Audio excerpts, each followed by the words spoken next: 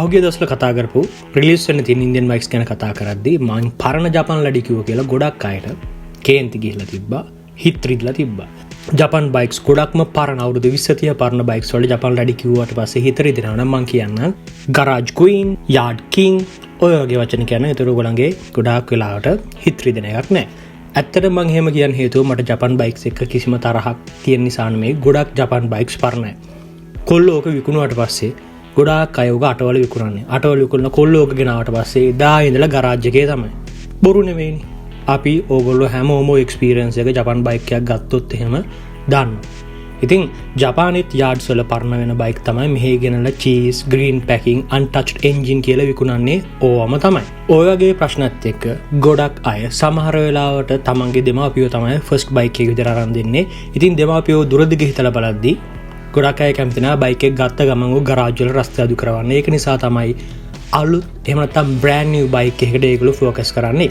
Indian bikes වලට බෑන්නත් අපි bike එකක් අරගෙන බ්‍රෑන්ඩ් නිව් අරගත්තොත් අවුරුදු 5ක් විතර ප්‍රශ්නයක් නැතුව එන්ජින් රිපෙයාර් එකක් නැතුව පදින්න පුළුවන්. අනිත් දේවල් නම් ප්‍රශ්නයක් නැහැ. අපි හිතමු ජපාන් බයික් කරන් පේන්ට් එකක් කරගන්න එක ඒක ලොකු ප්‍රශ්නයක් නැහැ. එන්ජින් රිපෙයාර් එකක් ආවොත් එහෙම පාර්ට්ස් වල මිල, පාර්ට්ස් අවේලබිලිටි එක හොයාගන්න කොච්චර අමාරුයිද කියන ප්‍රශ්නත් එක්ක ජපාන් බයික් එකක් ගන්න එක සාමාන්‍ය කොල්ලෙට දරා ගන්න පුළුවන් දෙයක් නෙමෙයි. බයික් එක ගන්න ලොකු වියදමක් යනවා. ඊට පස්සේ බයික් එක මේන්ටේන් කරන්න, මරාලයක් අහු වුණොත් මේන්ටේන් කරන්න ඊට වඩා වියදමක් වගේම හිසරදයකුත් ඇති වෙනවා. ඒක නිසා තමයි මම පරණ ජපාන් ලඩි කියලා කිව්වේ. ඉතින් ගරාජ් ක්වීන් කෙනෙක් ගන්න නැතුව මේ දවස්වල බ්‍රෑන්ඩ් නිව් ඉන්දියන් බයික්ස් ගොඩක් ඇවිල්ලා තියෙනවා. මේ ගොඩක් බයික්ස් ලංකාවේ FZ එකේ හැම ලංකාවේ හොඳ නමක් තියෙන බයික්ස්, කවුරුත් එහෙම චාටර් වෙලා නැති බයික්ස්. ඉතින් අපි බලමු රිලීස් වෙලා තියෙන අලුත් ඉන්දියන් බයික්ස් වල ලංකාවේ මාකට් එකේ තියෙන ඉන්දියන් බයික්ස් වල මිල ගණන් මොනවද කියලා. එහෙනම් වීඩියෝ එක ඉවරනකම්ම බලන්න. අපි එන වීඩියෝ එකට යමු. අපි ඉස්සෙල්ලාම Honda scooters එකක් ගැන කතා කරමු. Honda Dio standard motorcycle එක. මේක මේ දවස්වල 6,85,000ක් වගේ තමයි මිල වෙන්නේ. ඊළඟට Honda Dio DLX edition එක. මේක 7,35,000ක් තමයි මේ දවස්වල මිල වෙන්නේ.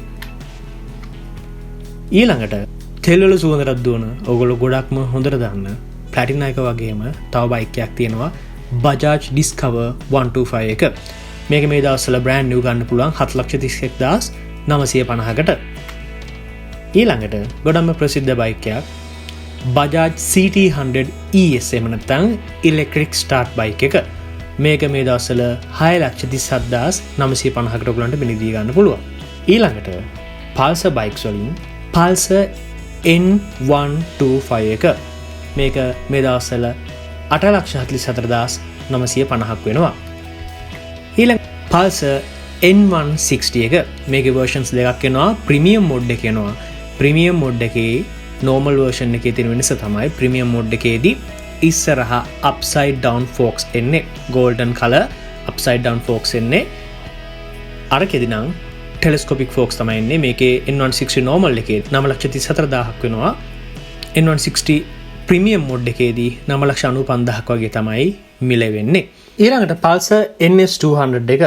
මේකේ මිල වෙන්නේ 11,40,000ක්.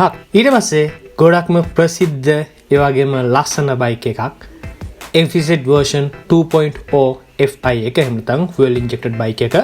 මේක 10,69,000ක් තමයි මුදල වෙන්නේ. ඔයගලන්ට පේනවා ඇති මේකෙදි මේ signal lights දෙක දෙපැත්තෙන් එනවා normal bikes වල වගේම. ඒකත් එක්කම එකක් එනවා FZS FY version එකේ version 4.0 එහෙම නැත්නම් FZS FI නැත්නම් fuel injection version 4.0. මේකෙදි විශේෂත්වය වෙන්නේ මේ ටැංක් එකේදී තමයි ටැංක් එකටම ඉන්ටග්‍රේට් කරපු සිග්නල් ලයිට්ස් එන්නේ. මේකේ මුදල වෙන්නේ $1,00,000. ඊට පස්සේ TVS බයික්ස් එක පැත්තට ගියාම TVS Raider EFI version එක 125cc බයික් එක. මේකෙදි 7,69,000ක් තමයි මුළු මුදල වෙන්නේ. Hero Hunk 160R 2025 fuel injected bike එක, fuel injection bike එක, FI bike එක. මේක 4-wheel bike එකක්. ලස්සනයි. බයික් එක චුට්ටක් bulky. ඉස්සර upside down forks එක oil cooled engine එකක් ඇවිල්ලා තියෙන්නේ. එතකොට මේකේ මුළු මුදල වෙන්නේ 9,09,000යි. ඊළඟට classic bikes වලට කැමති අයට Cenaro GN125 බයික මේක මුදල වෙන්නේ 6,77,000යි.